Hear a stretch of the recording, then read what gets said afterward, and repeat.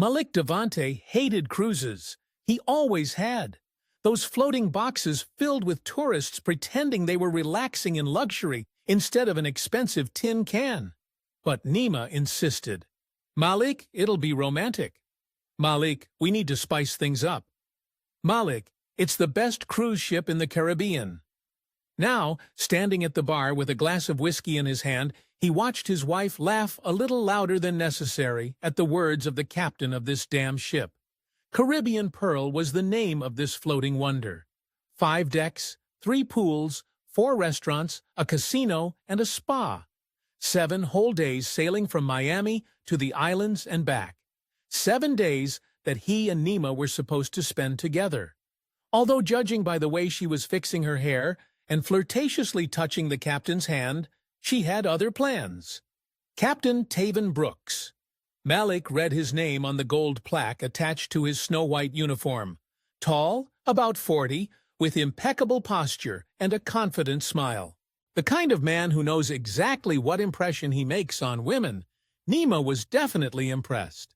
Malik saw her looking at him the same way she used to look at him, 20 years ago when they first met.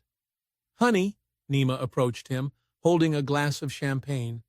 "Captain Brooks invited us on a tour of the bridge tomorrow. Isn't that exciting?" Malik nodded, taking a sip of whiskey.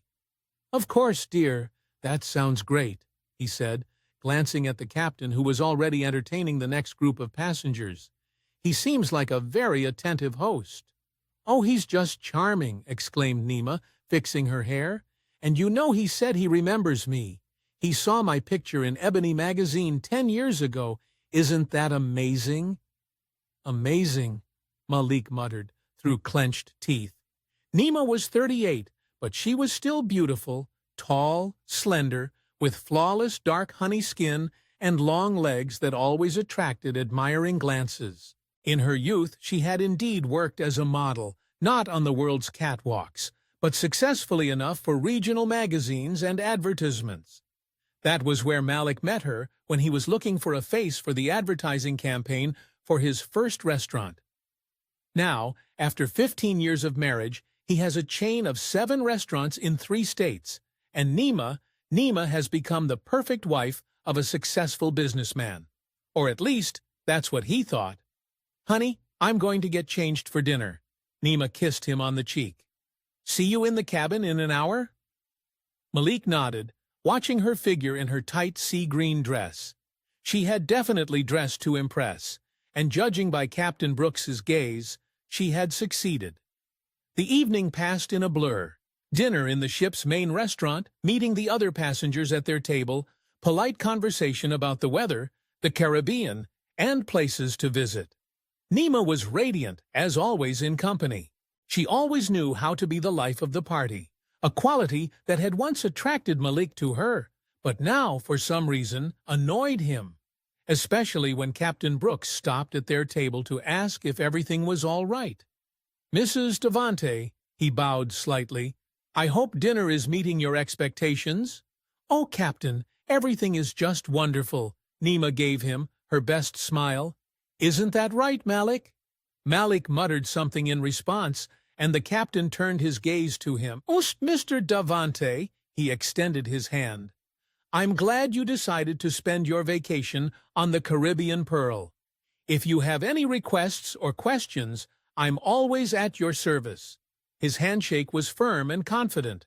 His professional smile didn't reach his eyes. "Thank you, Captain." Malik forced a smile. "I'm sure your crew will do everything possible to make our trip unforgettable." Something in his tone made the captain pause for a moment before turning back to Nima. "Don't forget about tomorrow's tour of the bridge. I'll be waiting for you both at 10 in the morning." After dinner, he and Nima strolled along the deck, watching the moonlight glisten on the dark water. Other couples were around them, some holding hands, some embracing at the railing. Once he and Nima had been like that. Now there was a gulf between them, not physical, but emotional. Malik felt that she was far away from him, even though she was standing right next to him. "What are you thinking about?" he asked, putting his arm around her waist. "How beautiful the sea is at night," she replied, without looking at him. "It's like another world.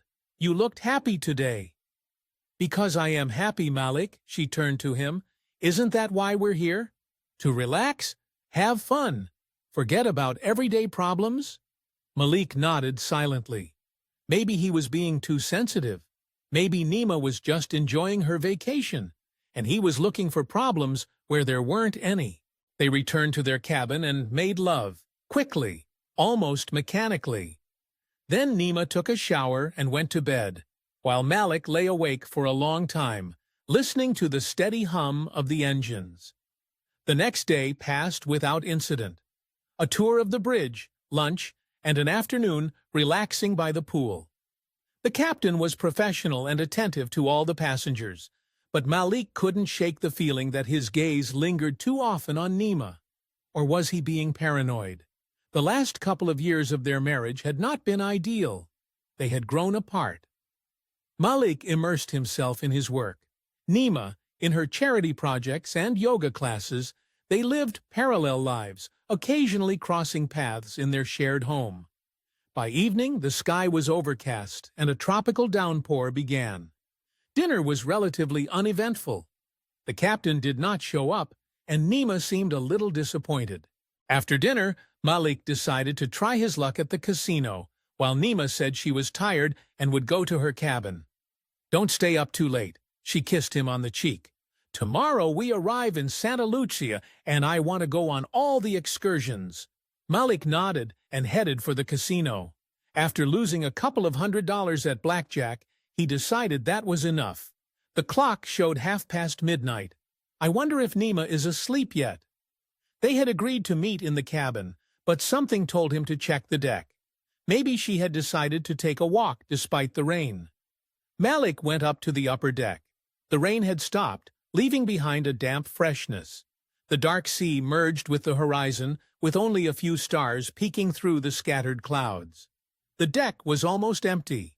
At this hour, most of the passengers were either asleep or entertaining themselves in the bars and clubs on the lower decks. After walking around almost the entire deck, Malik was about to return to his cabin when he heard a woman's laughter, the familiar laughter of Nima. It came from a shaded part of the deck, not far from the lifeboats. Malik cautiously approached. What he saw made him freeze in his tracks. In a secluded corner, hidden from prying eyes, stood Nima and Captain Brooks. They were standing so close to each other that not even a sheet of paper could fit between them. The captain's hand was on Nima's waist, and her palms rested on his chest. They were whispering to each other, occasionally interrupted by laughter. Then the captain leaned down and kissed Nima, not a friendly kiss, but a deep, passionate, intimate kiss. Nima not only didn't resist, but responded with such passion that Malik felt as if he had been punched in the gut. Malik wanted to rush over, drag that self-assured bastard away from his wife, but something stopped him. The cold, calculating part of his mind took over. He quietly backed away, trying not to make a sound, and hid behind a ledge, continuing to watch. Nima and the captain were completely absorbed in each other. His hands slid over her body with such confidence as if he had done this hundreds of times before. She whispered something in his ear, and they both laughed. Then the captain pulled away and took something out of his pocket. It was a key. He placed it in Nima's hand, and Malik heard him say clearly, "Cabin 121. I'll be free in an hour. I'll wait for you there." Nima nodded, hid the key in her dress pocket, and kissed the captain again. Then they parted ways.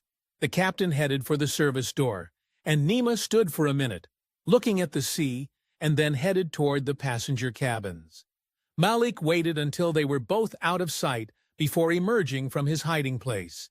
Inside, he was a storm of emotions, pain, anger, humiliation, jealousy, all mixed together in a toxic cocktail. But on the outside, he remained calm. Too calm. Instead of returning to his cabin immediately, he walked around the deck, trying to collect his thoughts. The sound of the waves lapping against the ship's hull sounded like a mockery. 15 years of marriage, 15 damn years, and this was how she thanked him. By jumping into bed with the first captain she met, with a white-toothed smile and gold stripes on his uniform. When Malik finally returned to his cabin, Nima was lying in bed with a book as if she had been there the whole time. She looked up and smiled. "How was the casino? Win anything?" "No," he replied curtly, avoiding her gaze so as not to give himself away. "Lost everything?" "That's too bad," she said, putting down her book. "I thought I'd have to come looking for you. You were so long.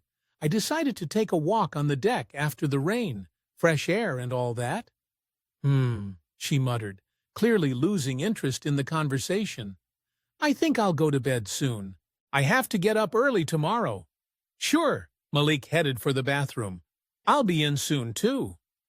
Closing the bathroom door behind him, he leaned against it and closed his eyes. His hands were shaking slightly. He turned the water on full blast so Nima wouldn't hear him pounding his fist against the wall.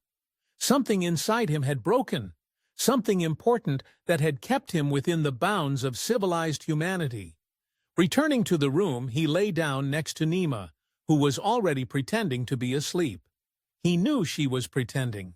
In 15 years, he had learned every breath she took. Now she was waiting for him to fall asleep so she could slip out of the cabin and run to her captain. Malik lay motionless, controlling his breathing to create the illusion of sleep. After a while, Nima carefully got up, dressed in the semi-darkness, and slipped silently out the door. When the door closed behind her, Malik opened his eyes and stared at the ceiling. Nausea rose in his throat.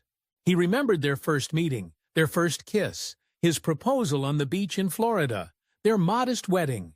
She was there when he opened his first restaurant, supported him when he was on the verge of bankruptcy, rejoiced in his successes. He gave her everything he could: material comfort, status, security.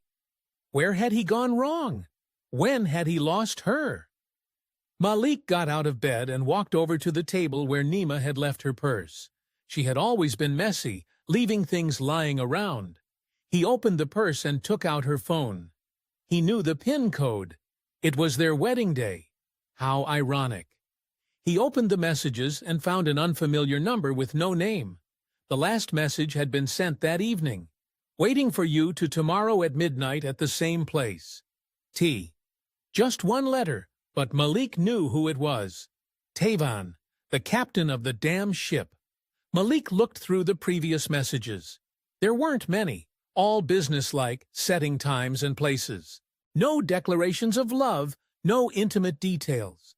The captain was cautious, probably not the first time he'd been entertaining female passengers. Malik put his phone back in his bag and returned to the bed. But he didn't lie down. Instead, he sat down in a chair by the window, staring at the black sea beyond the glass. Something clicked inside him, as if a switch had been flipped from normal person to monster. He calmly considered his options. A scene of jealousy, a waste of time, divorce? Nima would get half his fortune. Forgive her? Never. There was one option left, the one normal people don't think about. But Malik no longer felt normal. He felt betrayed, humiliated, trampled on. And he wanted Nima to feel the same way, before it was all over. He would be patient. Tomorrow was another day on this cursed ship, another day of pretending. And then, the perfect moment for the perfect crime. In the middle of the Caribbean Sea, under cover of night, with no witnesses, and no one would ever know. Malik smiled at his reflection in the window. For the first time that evening, he felt at peace. The plan began to form in his head. Crystal clear, flawless, like a polished diamond. Nima would regret betraying him. They would both regret it. Malik woke up before Nima. The sun was already flooding the cabin with bright light through the half-open curtains. He lay motionless, staring at the ceiling, replaying the events of the previous night in his head. The image of his wife in the captain's arms stood before his eyes like a brand. Strangely, in the morning, Malik felt not rage, but cold determination. Pain and shock gave way to a clear plan. Nima stirred beside him and opened her eyes. "Good morning," she muttered sleepily, stretching. "Good morning," Malik replied, forcing an indifferent smile onto his face. "How did you sleep?" "Fine." Nima looked away. "Although the bed here isn't as comfortable as at home." "Of course," Malik thought. "You didn't spend the whole night here." He said aloud, "We're arriving in Santa Lucia today. Would you like to go on an excursion?" "Sure." Nima reached for her phone to check the time. "I'd like to see the volcano in the hot springs. I hear the views are amazing." "We'll book it after breakfast." Malik nodded, getting out of bed. He carefully monitored his movements, facial expressions, and tone of voice. Nothing should give away his true thoughts. While Nima was in the shower, Malik went over his plan in his head. It had to look like an accident. No witnesses, no clues. A dark night, the open sea, a high ship's rail, and a fall. The Caribbean Sea was full of sharks. By morning there would be no trace of his unfaithful wife. They had breakfast in the main restaurant of the liner. Malik ate his omelet, smiled, and discussed plans for the day as if he were a happy husband on vacation. If someone had been watching them from the side, they would have seen a normal family couple, a successful businessman, and his beautiful wife. Captain Brooks appeared in the restaurant toward the end of breakfast. He walked around the tables, greeting passengers and inquiring about their comfort. When he approached their table, Malik felt Nima tense up. "Good morning, Mr. and Mrs. Davante," the captain smiled, his professional smile. "I hope you had a restful night." "Excellent, Captain," Malik replied, looking him straight in the eye. "Although my wife complained about the uncomfortable bed, isn't that right, dear?" Nima blushed slightly and nodded. "Yes, it's a little unusual after our bed at home." Malik noticed the quick glance exchanged between Nima and the captain, fleeting but eloquent. "Perhaps next time you should consider a deluxe cabin," the captain suggested with a slight smile. "The beds are a little more comfortable there." "I'll definitely keep that in mind," Malik nodded. "Although I'm not sure there will be a next time. Work takes up so much time." "I understand," the captain nodded. "Then enjoy this cruise to the fullest. Today is a great day for excursions to Santa Lucia." When the captain had left, Nima took a sip of coffee without looking at her husband. "I think we should take the volcano tour," she said, as if nothing had happened. "It leaves at 11. "Whatever you say, dear," Malik agreed. "Today is your day. Whatever you want." They disembarked around 10 in the morning. Santa Lucia greeted them with bright sunshine and humid tropical air. The tour turned out to be longer than they had expected. Almost 6 hours of traveling along winding mountain roads, visiting the volcano's crater, hot springs, and waterfalls. Nima seemed lively and happy, taking pictures of the scenery and selfies. Malik was the perfect companion, attentive, caring, offering to take pictures, holding her bag. No one would have guessed his true thoughts. When they returned to the ship, it was almost 5 in the evening. Nima said she wanted to rest before dinner, and they parted ways. She headed to her cabin, and Malik said he was going to have a drink at the bar. Instead of the bar, he quietly followed his wife. His suspicions were correct. Nima did not head for their cabin, but to a completely different part of the ship. Malik kept a safe distance, trying not to catch her eye. When she stopped at door number 121 and glanced back quickly before entering, his worst suspicions were confirmed: the captain's cabin. Even in the middle of the day, when most of the passengers had returned from their excursions and were getting ready for the evening, his wife couldn't resist meeting her lover. Malik felt nausea rising in his throat. He turned and walked away, afraid that he wouldn't be able to control himself if he stayed there another minute. He spent the next few hours in the bar, methodically emptying one glass after another. But the alcohol did not cloud his mind. On the contrary, each sip of whiskey seemed to crystallize his resolve. The plan became clearer and clearer. Tonight, after dinner, a romantic walk under the stars, that would end fatally for his unfaithful wife. Nima appeared in their cabin around 7 in the evening, fresh from a shower, her hair damp and her cheeks slightly flushed. "Where have you been?" she asked, pulling on her evening gown. "I thought you'd come back to rest before dinner." "At the bar," Malik replied honestly. "I was meeting some of the other passengers. I met a couple from Atlanta. They're also in the restaurant business." Lying came easily to him.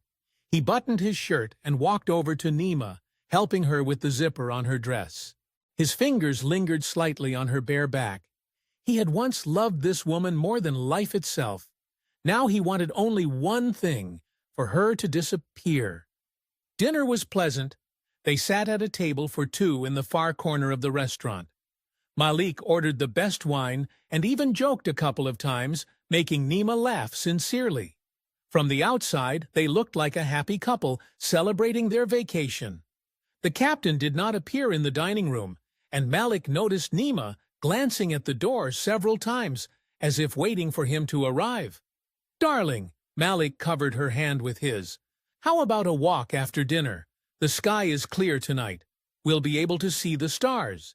Remember how we used to love walking on the beach at night?" Nima looked a little surprised, but nodded. "Sure, that sounds wonderful." "Just like old times," Malik smiled, raising his glass. "To us." They clinked glasses, and Nima took a sip of wine, keeping her eyes on her husband. Perhaps for a moment a shadow of suspicion flashed across her eyes, but it quickly disappeared, replaced by her usual expression. After dinner, they went up to the upper deck. The night was truly magnificent. The cloudless sky was studded with stars, and the full moon reflected in the black water, creating a silvery path. A warm breeze ruffled Nima's hair, and Malik caught himself thinking that even now, knowing of her betrayal, he still found her beautiful. The deck was sparsely populated, a few couples by the railing, a group of young people at the bar under the awning, an elderly couple on a bench. Malik took Nima by the arm and led her further back toward the stern, where it was quieter and darker. "Do you remember our first date?" he asked when they stopped at the railing. The ship cut through the waves, leaving a trail of foam behind it. "Of course," Nima smiled. "You invited me to your restaurant after the photo shoot. You only had one restaurant back then." "And it was barely staying afloat," Malik added. "But you said you believed in me, remember?" Nima nodded, looking out at the sea. "I remember. You were so ambitious, so confident. I really believed you would make it. And I did." Malik turned to her. 7 restaurants in 3 states, a house in Bel Air, cars, jewelry, vacations, everything you ever wanted. Something in his tone made Nima tense. She looked away from the sea and looked at her husband. "What are you getting at, Malik?" "I gave you everything," he continued, ignoring her question. "I worked like a dog for 15 years to give you the life you wanted. And how do you thank me?" Nima took a step back, her eyes widening. "Malik, what are you—" "Don't you dare pretend." His voice remained quiet, but it took on a steely tone.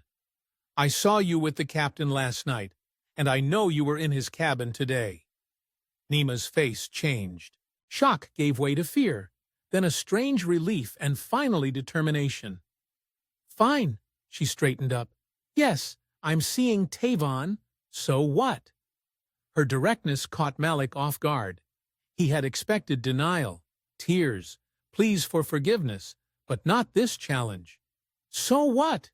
he asked, trying to control his voice. "You're my wife, 15 years of marriage, and you ask me, so what? When was the last time you were my husband?" Nima parried. "When was the last time you looked at me the way you look at your financial statements? When was the last time you asked about my feelings, my desires? You gave me a house and a bank account, but you took everything else away from me." Malik looked at her, unable to believe his ears. "So it's my fault. I've provided for you our entire life together, and you blame me?" "It's not about the money," Nima shook her head. "It never was. You've changed, Malik." The young, ambitious restaurateur I fell in love with is gone. He's been replaced by a cold businessman who sees his wife as nothing more than a status symbol. And that's why you jumped into bed with the first captain you met. Tavon isn't the first I met. Nima's face softened as she said his name. He sees the real me. He appreciates me. He makes me feel alive. Malik felt a new wave of rage wash over him. And what next? Are you going to leave me for this sea dog? Do you think he'll take you with him on his next cruise?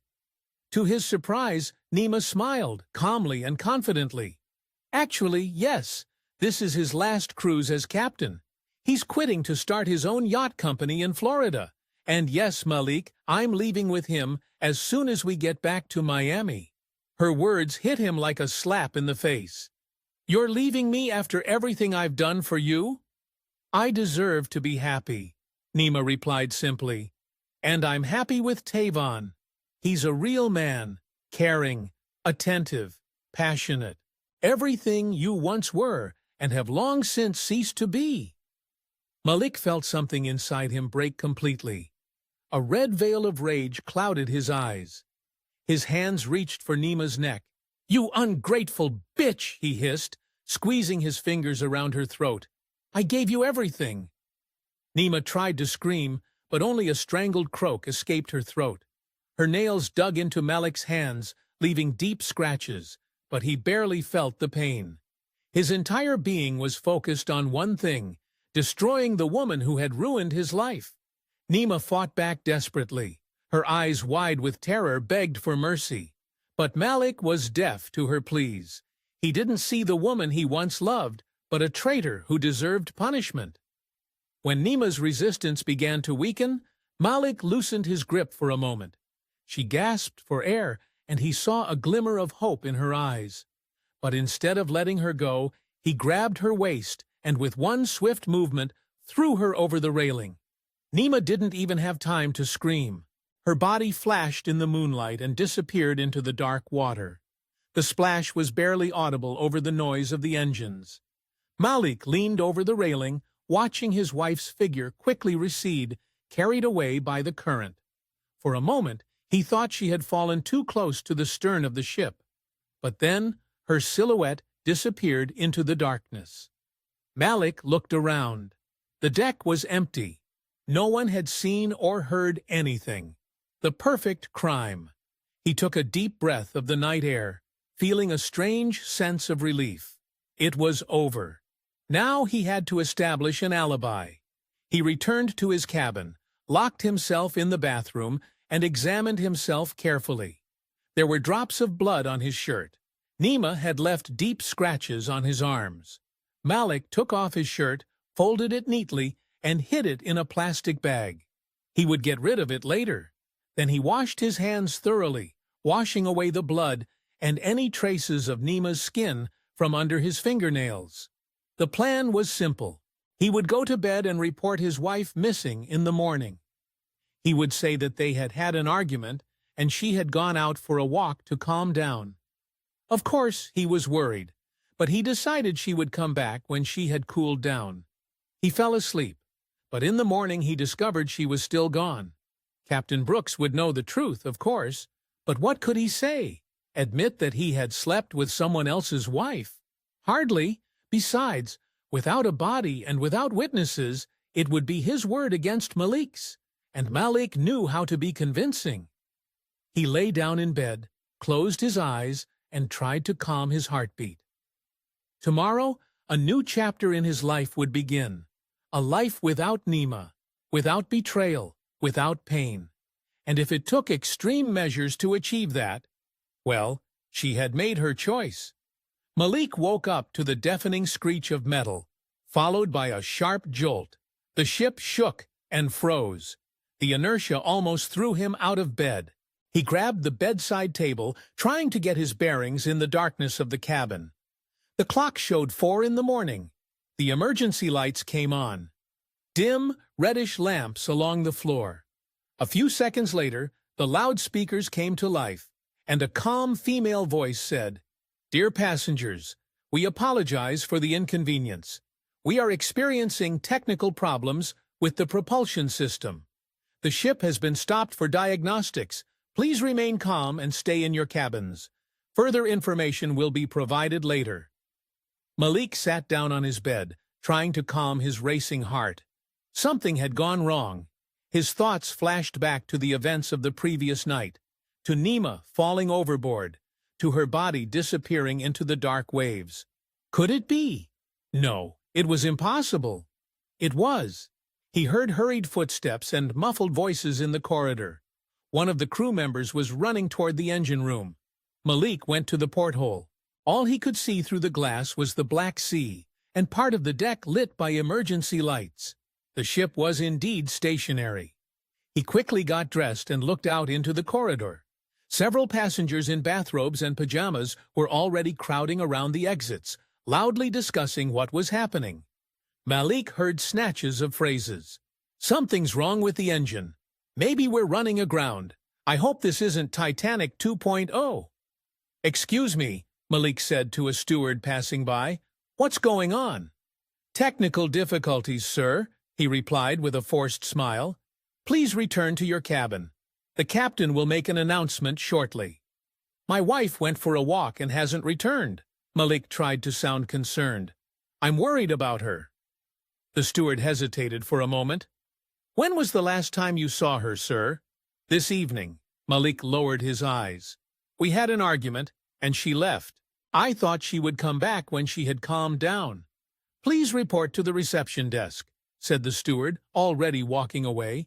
They will pass the information on to security. Malik nodded and moved toward the stairs. He had no intention of returning to his cabin.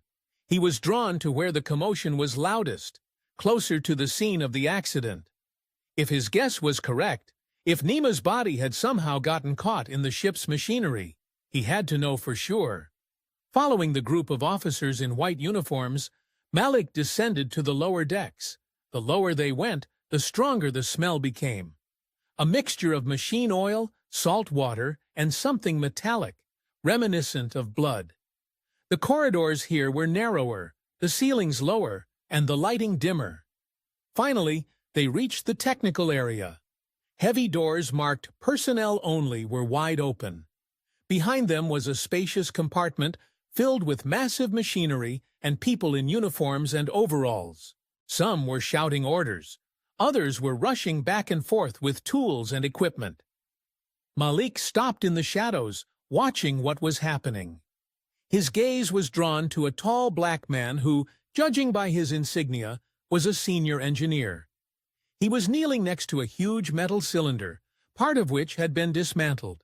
Next to him, two young mechanics in oil-stained overalls held flashlights, illuminating his work. "Holy shit!" Malik heard one of the mechanics say. "What the hell is this?" The senior engineer, Malik recognized the name L. Jackson on his overalls, didn't answer, continuing to work carefully with some tools. Then he straightened up and turned to the younger employees. "We need to call the captain." His voice was low and calm, but with a distinct note of alarm and alert security. "I think we have human remains here." One of the young mechanics turned away abruptly and vomited onto the deck. The second turned pale and grabbed the wall for support. Malik felt a cold sweat break out on his back. Human remains. Nima. He was overcome by a strange mixture of horror and grim satisfaction. Everything had turned out even better than he had planned. No one would suspect murder if the body had been torn to pieces by the ship's propellers. Engineer Jackson was giving orders. "Close off this area. No one is to be allowed in except the captain and security. And clean up this mess." He nodded toward the vomit. "I need a camera and something to get that out." Malik stepped back into the shadows as a breathless security officer ran past him. A few minutes later, Captain Brooks appeared, his snow-white uniform contrasting sharply with the dirty engine room. The captain's face was tense but composed. "Report Jackson," he ordered, approaching the engineer. "Sir, the main left propeller has what appear to be human remains," Lamont said professionally. But it was clear he was struggling to contain his revulsion. It looks like someone fell overboard and was caught in the propeller. The captain frowned. Are you sure it's a human being? Take a look for yourself, sir, Jackson said, shining his flashlight into the dismantled mechanism. Malik couldn't see what the engineer was showing him, but the captain's reaction spoke volumes. Tavon Brooks turned pale, his face taking on an ashen hue. He recoiled and covered his mouth with his hand, clearly suppressing a gag reflex. My God, the captain exhaled after a pause. That's God. We've only just started dismantling the mechanism, Jackson continued. But we can already see fragments of, tissue, bones, and hair, sir. Long, dark hair. At these words, Captain Brooks visibly tensed. His gaze darted to the mechanism, then back to the engineer. Keep dismantling it, Jackson. The captain's voice sounded hoarse. We need to recover all the remains for identification. It took almost an hour to dismantle the screw mechanism. Malik remained in the shadows the entire time, watching what was happening. No one paid any attention to him. The crew members were too busy, and the other passengers were not allowed in. Malik watched as Lamont Jackson and his team methodically worked to remove, piece by piece, what had once been a human body. The sight was horrific. Even from a distance, Malik could see the mangled pieces of flesh, bone fragments, and fragments of clothing being laid out on the plastic tarpaulins spread out on the deck. Hair, long, black, tangled with metal parts and soaked in oil, lay in a separate pile. Those present worked in silence, only occasionally muffled curses, and the sounds of vomiting could be heard. Another young crew member had been unable to stomach the sight. Captain Brooks stood at a distance, pale as a sheet. He watched the process of removing the remains with an expression of horror and something else. Malik could have sworn it was personal pain. When one of the security officers lifted something shiny from the tarp and showed it to the captain, he shuddered and turned away. Malik squinted, trying to make out the find. It was a bracelet, a thin gold chain with a small starfish pendant. He recognized it immediately. He had given it to Nima on their 10th anniversary. She had never taken it off. The scene was becoming increasingly surreal. Soothing announcements for passengers were periodically broadcast over the loudspeakers, while the dismembered remains continued to be removed from the engine room. Finally, Captain Brooks gave the order. Cordon off this area. Don't let anyone in. We need to contact the Coast Guard and local police and start checking the passenger lists. We need to find out who's missing. At that moment, Malik decided it was time to go back upstairs. His absence might arouse suspicion. On the way to his cabin, he thought about his cover story. Nima had disappeared the night after their argument. He had waited for her, fallen asleep, and planned to report her missing in the morning. Then the engine accident had happened. Naturally, he was worried and concerned, but had no idea what could have happened to his wife. It wasn't difficult. He just had to play the part of a concerned husband. When he returned to his cabin, Malik saw that the door was open and 2 security officers were inside. Mr. Davante? One of them asked. We've been looking for you. The captain would like to speak with you. Malik feigned surprise. Of course, but what's going on? I was just about to report my wife missing. She didn't return to the cabin after our argument last night. The officers exchanged glances. Please come with us, sir, said the taller one. Captain Brooks will explain the situation. They were not taken to the bridge, as Malik had expected, but to a conference room on the administrative deck. Captain Brooks, the security officer, and an unfamiliar man in a formal suit were already there. Mr. Davante? The captain nodded to him.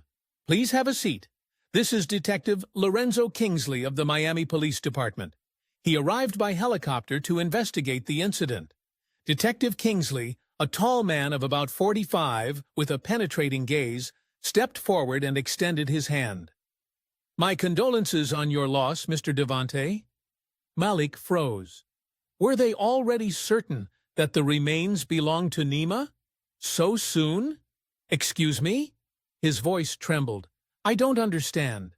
My wife is missing, yes, but why are you talking about loss? Captain Brooks and the detective exchanged glances. Mr. Davante, the captain began, early this morning there was an incident. A human body was found in the ship's propeller. Among the remains was a bracelet that we believe belonged to your wife. Malik sank into a chair, his legs suddenly feeling like jelly.